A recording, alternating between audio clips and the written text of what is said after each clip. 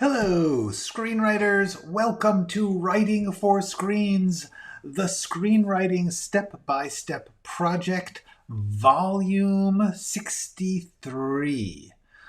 My name is Glenn Gers. I am writing for screens. Right in front of you with this project, I am taking a TV pilot script, and I am showing you how I write it. Let you look over my shoulder as I write it from rough idea through the outline to the finished draft in the hope that it will demystify the process of writing and let you take a look at some of the everyday problems that a writer faces working on any script. It's not necessarily the best way. It's not the only way. It's just how I do it. And I thought by showing you how I do it, it might help you answer some of the questions about how you could do it. Do it your way. You're the one who has to get it done. However you do it, if you get it done, great. I'm just showing you this in the hopes that you can learn something. Okay. Hello, Ellen. Hello, 99 Precinct. It is good to see you guys here. We are going to plunge back in to the script. We left off at the end of one scene, the beginning of another. And so, without further ado, I am going there. Hey, Kitschy. Okay, so I want to warn you, my camera has been weird lately. It keeps on cutting out, in which case you may see a grimly... Hey, apparently there was some kind of internet issue and I vanished from your world for a second there. Or at least that's how it appeared to me. It tells the software tells me that I was disconnected. If I wasn't, well, then you got to see me checking my internet connection. Hello, Mally MFC. Hello, Foam Heart. Let me know what that experience was like for you, because for me, it was just you guys all vanished. I am back. What about my back? Haha. Okay, so let's talk here about this script. If I vanish again, I apologize. My internet service provider has been having what they like to call intermittent outages. Okay, so the scene we were in was Xena presenting the group with the problem of George's hidden evidence, and oh, I froze. I'll tell you a secret. I was actually moving all the time. Um, but I appreciate it. Thank you for telling me what it was like for you guys. So Xena says, hey, George's evidence is there. I don't know how to get it. Madeline won't let me in. Carl says, I'll get it. And Norman says, whoa, do not let him do that. So here's the way I had it in the outline. If you recall, I thought that Norman should connect with Xena privately.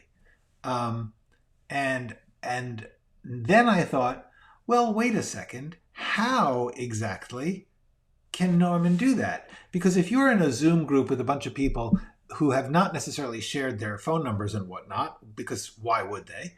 And you shouldn't if you do that sort of thing. If you do Zoom groups on online communities, do not share your personal information.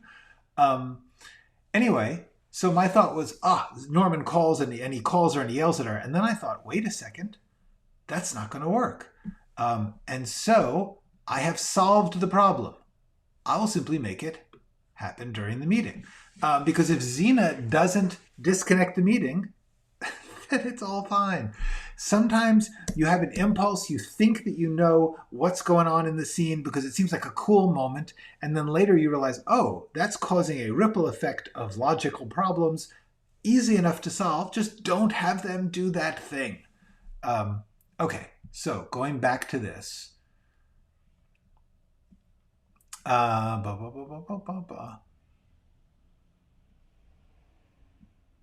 meeting, see, here it is.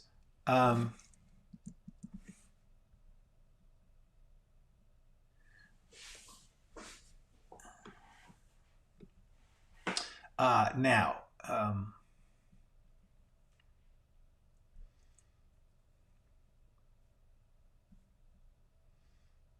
All right, so do not text in that. I'm going to move this. Okay. There we go.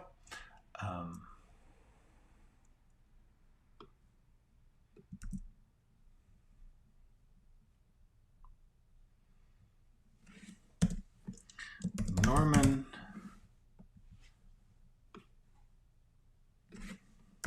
texting into the chat.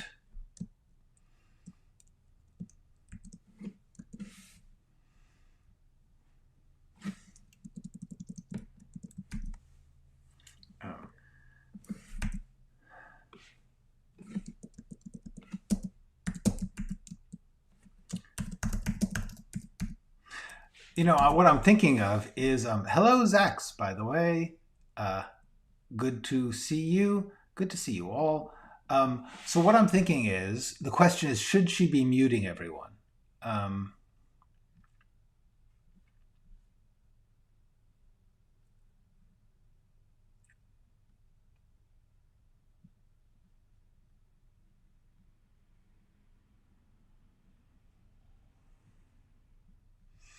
What I'm trying to think of is what Norman will do to make Xena talk to him.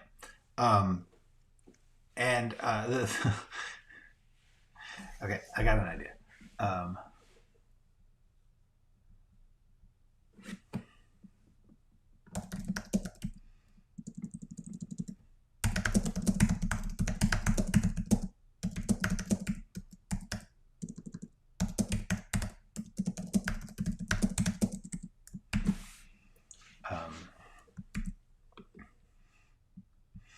Is that for me? No, he doesn't call back. He doesn't have to, because this is what I think I'm going to do.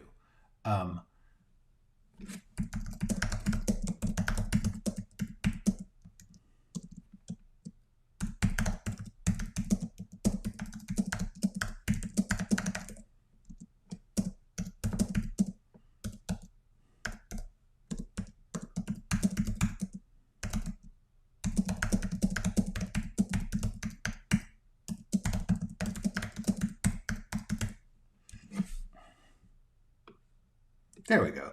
So basically, he's using an old-fashioned...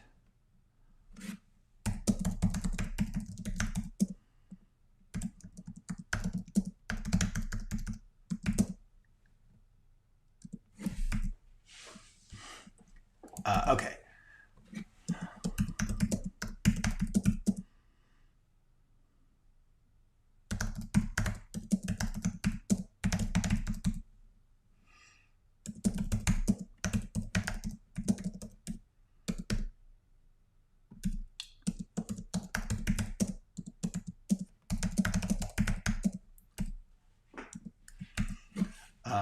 Norman, do you have... I'm trying to think of a funny way. This is sort of like a press conference she's running. Norman, do you have a question? Nope. No. I have a statement. You cannot let him go to that woman's house.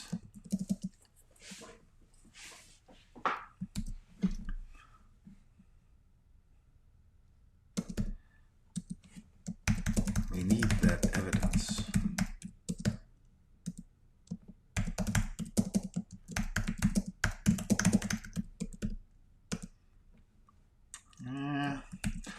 Fine, let's talk to her. I'll talk to her. Carl says, I'll talk to her. Nope, nope, nope, nope.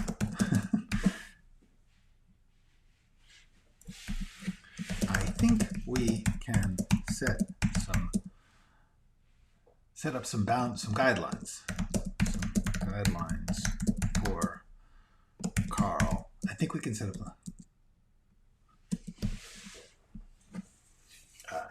up some guidelines for Carl.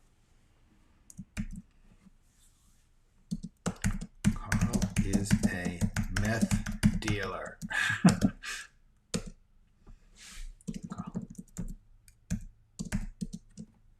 That doesn't negate my humanity, dude.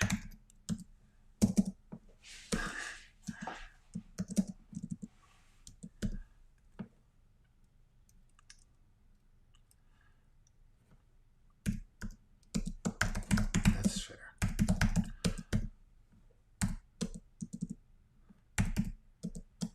Just because somebody is a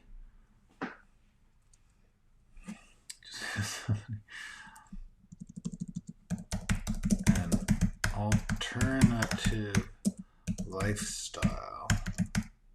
No, somebody makes living outside the traditional categories, outside the traditional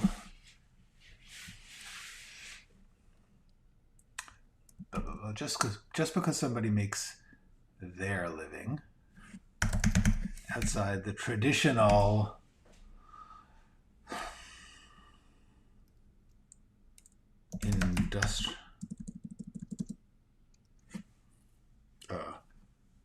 economy, the traditional economy, doesn't mean I can't have. I like what, like, just because somebody makes their living outside the traditional comedy doesn't mean I can't. It's like, doesn't mean I can't have desire for justice.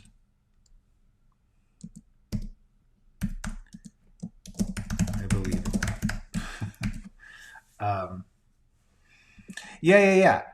Yeah. The whole point here is that Carl is he's got certainly the pose of intellectual, but more than intellectual, he's trying to say, like, just because I'm a murdering criminal doesn't mean, like, just like he says, that I can't, like, want to solve crimes.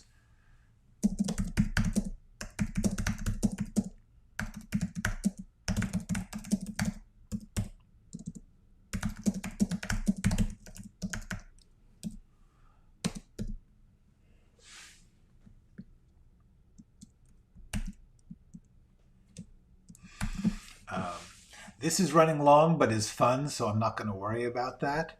And by the way, Javier, thank you. All right, so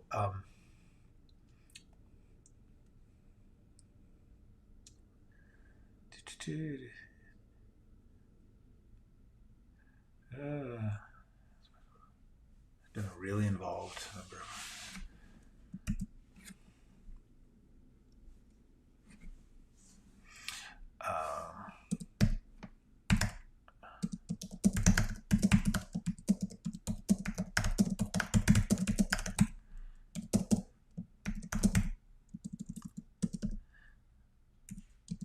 I think we're facing a generational issue here.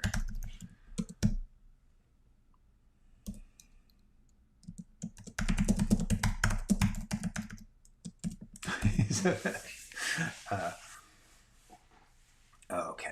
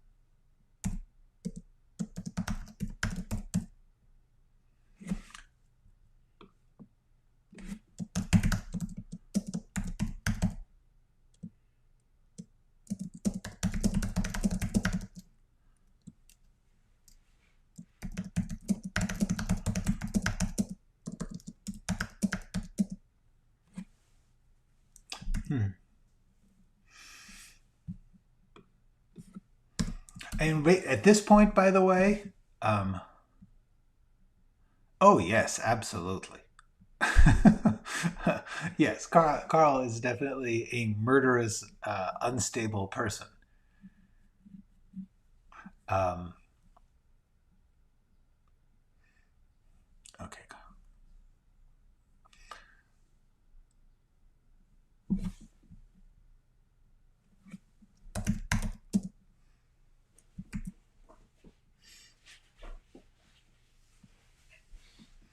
Harm George's ex-wife while you're getting the evidence.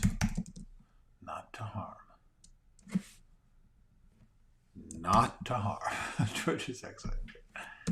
Yeah, except in self-defense. Carl. Except in self-defense.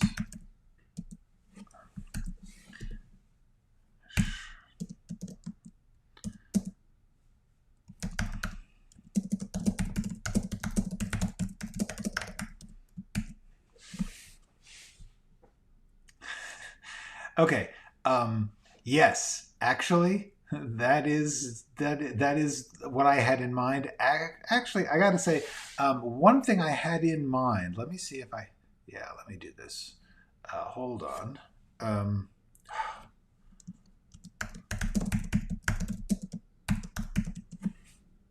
Speaking of hilarious tweakers, I'm going to recommend a movie here.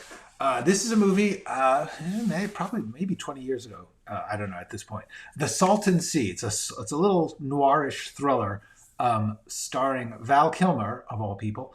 But it's really good. Also, Vincent D'Onofrio plays a tweaker with no nose. It's named Pooh Bear.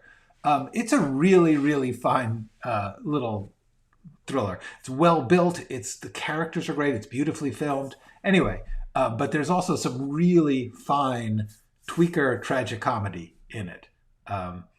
Okay. All right. Now here's the thing. I've had Shrimpton quit already, but I think this is a better place for her to quit. So I have to go back and unquit her.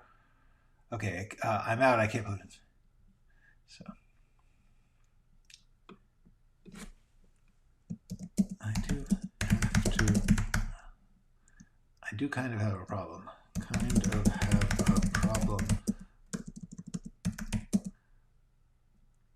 I do kind of have a problem here.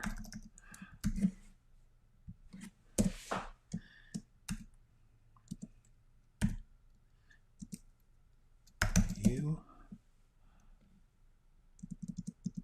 isn't.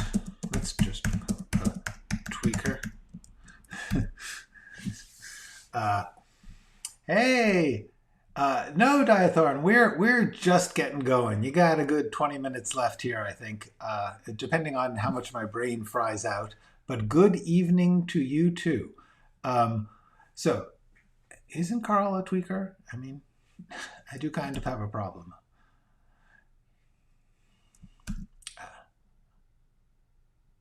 I do kind of. That's not her voice, though.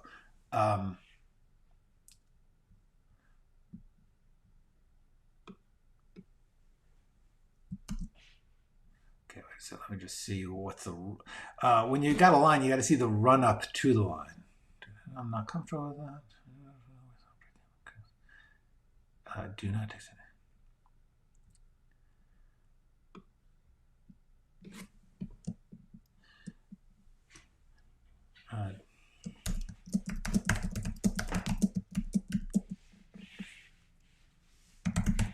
Do we think this is a plan? No, I don't think. Yeah.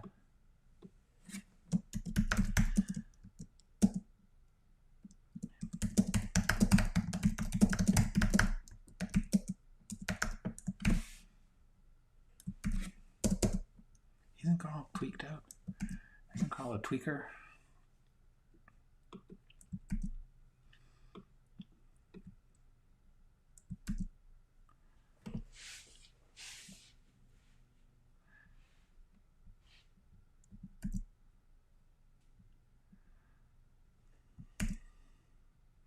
Well, for the moment, I'm going to leave that because the point is here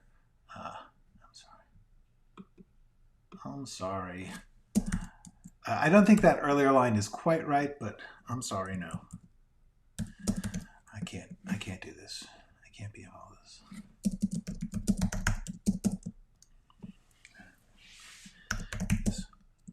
I can't be involved here in this. I like to pretend we're detectives and all, but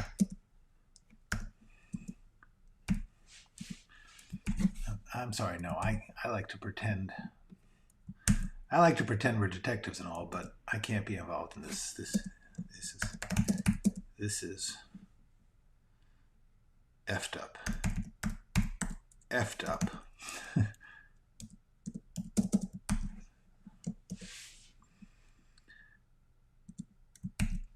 This is effed up.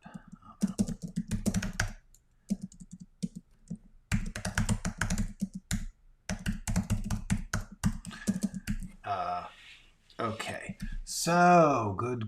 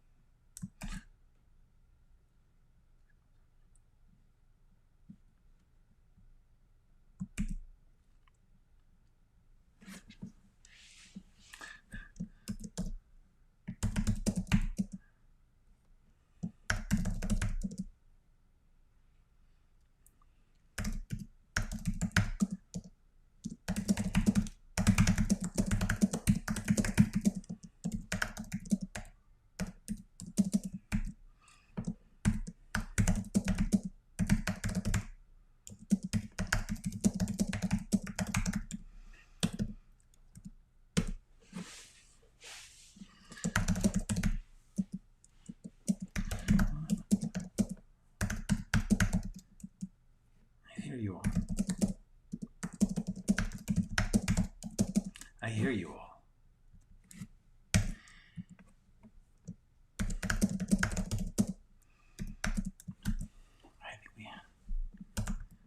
I think we need to do this. You call in before you do. Okay, Carl. Call in.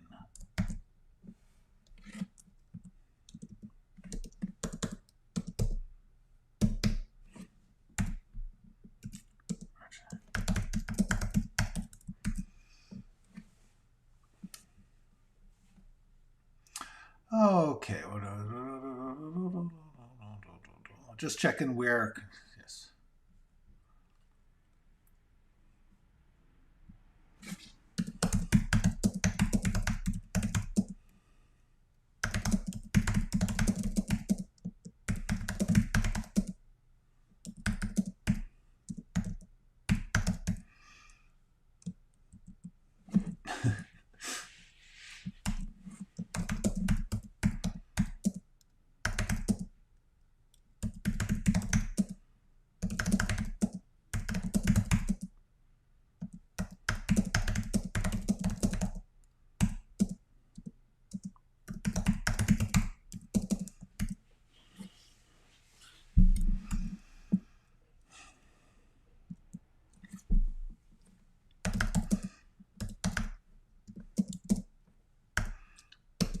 Oh, not the next day. Okay, so the thing is, all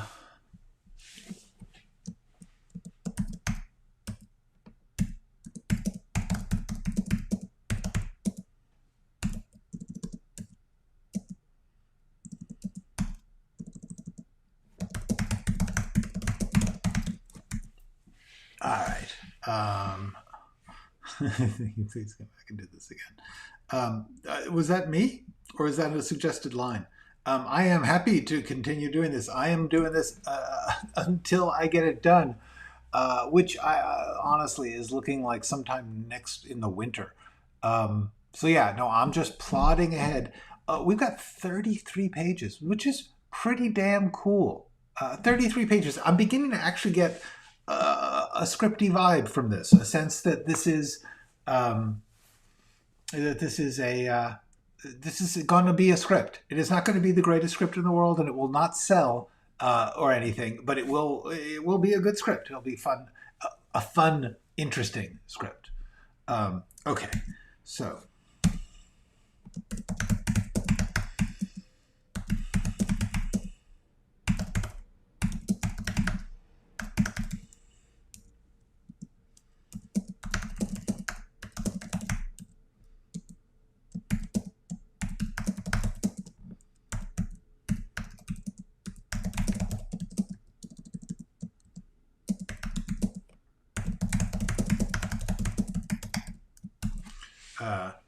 He's blocking a turning lane. I actually know what I mean by that, but I have the feeling that it's not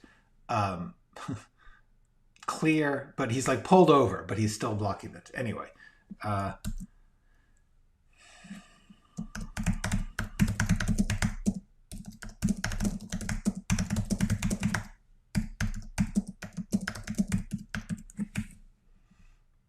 Okay, this is a good question.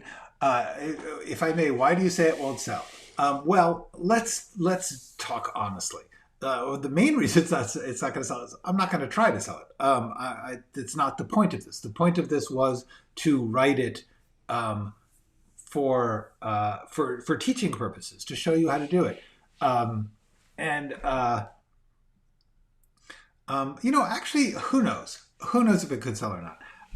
It strikes me that I have probably I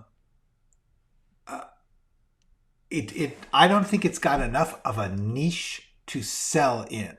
It's fun, but without a big like name attached to it or something, it's not that interesting. It's got like a lot of interesting little pieces to it, but it doesn't have that hook to stand out. Let's talk about this for a second. It doesn't feel that distinctive. There are a lot of things which are perfectly fine, but they're too, in the current culture of entertainment, there are so many shows, there are so many pieces of entertainment, so many shows, and they are actually trying to get attention away from social media, video games. A lot of other whole art forms have sliced into the entertainment eyeball time. And so in order, the main thing that I believe any company is looking for is how can this get a lot of people to know about it, to pay attention to it, to commit to watching it when there are so many things claiming their attention. And you're always sort of gambling on that. My personal tendency is to try and find a niche, a sub-audience, a small group.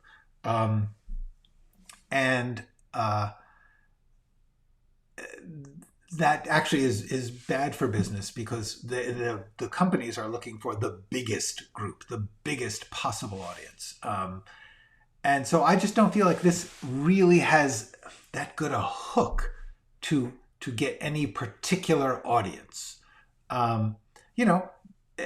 It could easily be interesting, but it doesn't strike me as somebody's going to say, this is going to so stand out at the marketplace that we are going to devote a segment of our capital to the hope that it will make back that money. It doesn't have a thing that makes it interesting enough. It's kind of in between genres. It doesn't strike me as particularly saleable. But once again, I don't really advise thinking too much about that. The main reason that it won't sell is I'm old and kind of on my way out of the business, and it's unlikely that anyone is going to want to invest in this particular project. That's all I meant. It's fun. It just doesn't seem to have a hook. That's the main thing. The biggest hook actually is the online group. And I chose not to focus on that. I chose to make it much more of a romance between two people who are actually not in the group. So the group is all going to become secondary characters. And the one thing that this has that's sort of different, I'm not focusing on. That's it. Yes, that is true. By the time this is done, that will be history. But that is true. Actually, I did. There's a lot of talk about that. And you know what? Maybe by the time this is done, I'll be thinking, hey, this is totally, you know, a hooky project. I don't know. I'm not really worrying about it, which is frankly the best way, I believe, to write something. And this gets into such a tricky thing. Hey, Roddy, how much of your writing effort should be directed towards what you believe will be commercially acceptable? I don't know. I have mixed feelings about that. I believe that if you are learning, if you are, then your first priority has got to be your own personal improvement, your own getting better, your own vision, and that you should work on that. Partly because if it doesn't sell, you want it to have been valuable to you. There is no worse feeling than devoting a year of your life to creating something on the belief that someone else will like it, and then if they don't like it, if you were not authentic in doing it, you feel empty. It's sort of like trying to be a person that you're not in order to win the affection of another person. And if you do not win that affection, then you feel crappy because you aren't even yourself. You have nothing left. So I strongly advise doing the thing that for you feels like a personal challenge, that even if no one ever reads it, you are glad you did it because it was good for you. And that's how I'm doing this. Is for me, the personal challenge is writing something in front of everybody. That's hard. That is the part where I'm like, what am I doing? When I tell my writer friends about this, they're like, I cannot believe you are doing this. But that's the fun challenge for me, is to be able to talk it out as I do it, and to show you this thing, and to bear the clumsiness of the process. If I was actually doing something that I was like, what's my personal challenge? It would be very different. First of all, it would be very, very personal. And honestly, I'm not going to do something very, very personal in front of everybody. I need to figure out how to handle that stuff. And then the finished work is my acceptable version. But because I am doing this in public, I chose a safe topic. I chose an easy genre that I've done before. For my own personal challenge, I would do something more about what it's like to be an old guy looking back at his life, and that's. That would be unusual, frankly. There's not a lot of that out there. All right.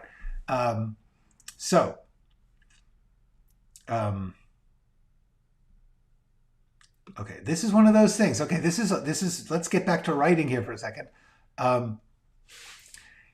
Reluctantly, he sets the phone down and starts up the car. A perfectly fine sentence, except, look at this. We have 3 almost exactly alike sentences. At least the structure of these 2 are different, but they're about the same length. So the truth is, it doesn't matter if he sets down the phone. He probably has to. But by doing this, I give this little scenelet a shape. He's frustrated. He's looking at his phone. There's a car behind him. Okay.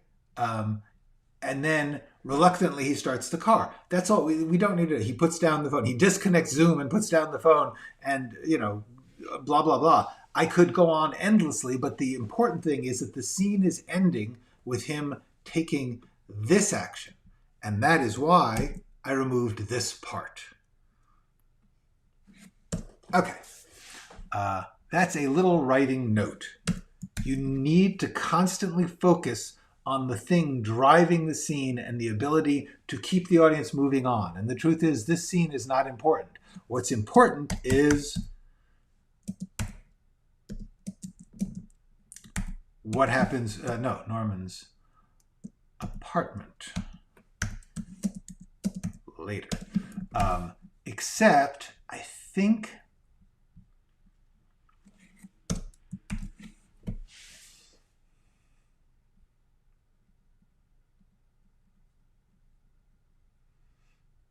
I'm thinking...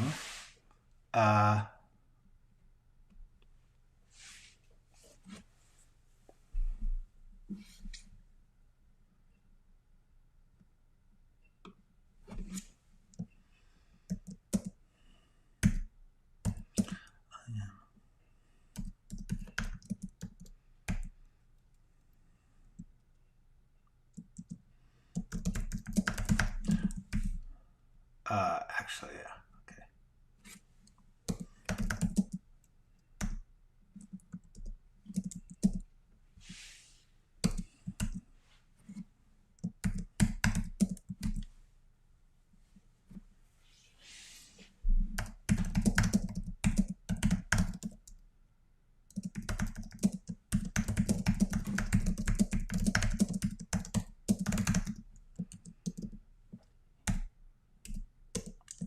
Hey.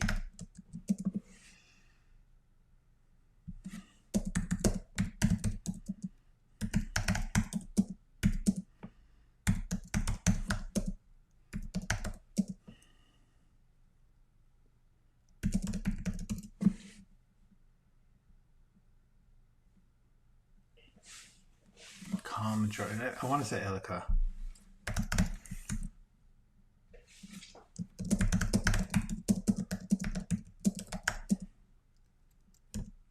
I will not do anything.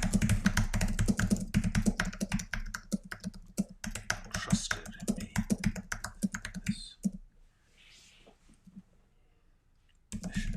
This mission.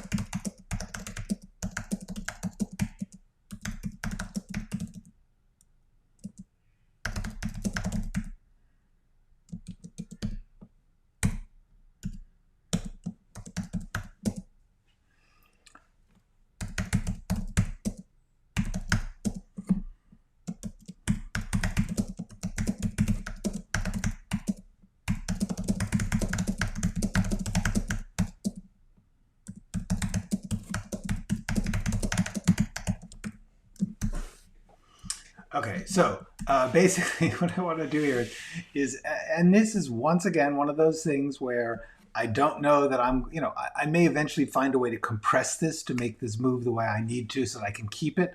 But the idea is that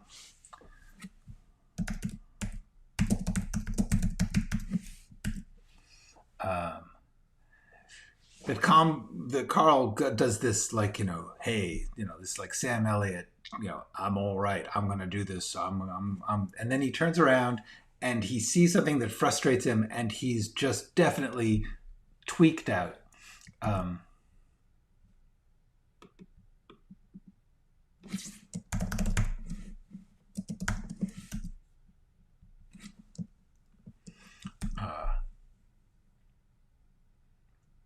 Firing into a nearby. Yeah, for the moment.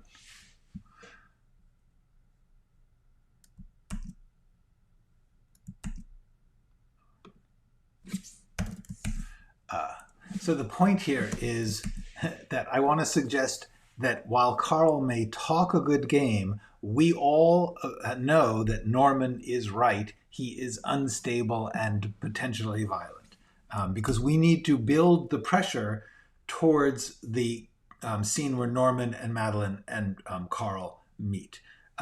You are very often, when you are writing scene A, setting up something that will happen in scene G. All the time you are using a scene to raise a question, to keep them turning the page, to keep people from saying, I'm bored, I know what's going to happen. Right now, we know that Carl is going and that he is dangerous, so we don't know what is going to happen. And that is the point of this little bit. All right, so, okay, I'm going to stop here because we're about to start a new scene. And truthfully, this is often when I'm working. You finish a scene, you're in a moment, you've got it going. Honestly, I need to like shift my brain. We're starting a new scene. I'm going to have to describe Norman's apartment. I'm going to have to start a whole new scene, which has a little bit of calm and establishment in it before we get Norman going in there and making the decision to leave. So this whole scene is going to be Norman coming home and Norman making the decision to go help and grabbing whatever he has to go and going. That's the next scene. I know what I'm getting into, but I also know that I don't quite have the focus for it right now. And I've been doing this for 45 minutes. It's about time to stop. So that's what I'm going to do. I'm going to stop. Any other questions before I go? You got a minute here. Okay. John Bush, being realistic about the process of script and around is one of the hardest things to do as a writer, it would seem. It is completely hard. It is not, yeah. Any artist has this terrible requirement, which is you have to be completely delusional in your belief that you are going to beat the odds, because the odds are against any writer or artist succeeding in the tiny, narrow space that we call success, which is honestly not what artistic success is. But the main thing is, yeah, the odds are always, you cannot believe how much, even when you have succeeded, the odds are against you. You cannot believe how unstable the future is for any artist's success. So you need to be able to believe in that despite rational thought. At the same time, you need to be somewhat realistic in the sense that you have to, for instance, as many people unfortunately don't know, is put all your eggs in one basket and say, I am not even going to pay my rent because I know when this big check comes from selling my script, I'll pay all my back rent. Don't do that. Do have a realistic plan for what if you are like every other artist, not quite as successful as you think you're going to be. So yes, it's a crazy thing to have this divided brain, which any artist must have. Part of you lives in your imagination. Part of you has to live in this fantasy of I am worthy. And part of you has to live in the, well, I may not make it. I better be sure I have a way to pay the rent. Okay. Is script formatting different in other countries? I don't know. I don't think so. I mean, I don't know. From what I understand, mostly the Hollywood format is pretty standard. But at this point, there is a massive entertainment industry in India, a massive entertainment industry in China, and I guarantee you, I don't know how they work. I've actually worked on a movie that was to be co-produced by China, and I can tell you it's different. So you are entirely welcome. That is absolutely right. Keep rolling the dice, and more important, enjoy the specific roll. Like the action of rolling the dice is winning. If you can do that and make it fun and interesting, like I think we're doing here, you're winning. Okay. Can you understand better how long a scene must be? Yes, absolutely. Yeah, and yes, this is true. Absolutely, Luca. A scene that I've actually... Yes. I have a... Let me see if I have the thumbnail for this. Thinking scenes. No, I do not. Okay. I am going to just...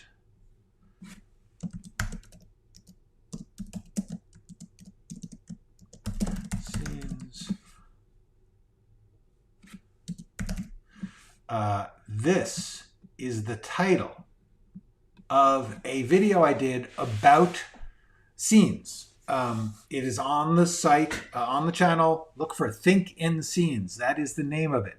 The short answer is you very, very rarely are allowed to write a scene more than 4 pages.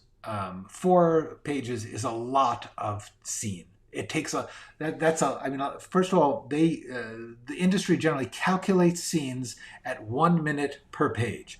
That is absurdly inaccurate, but that's how everybody thinks. A 4-minute scene is really long. If you want to do this, it's a fun thing to do. Take your favorite stuff, whatever it is, whatever show or movies you like.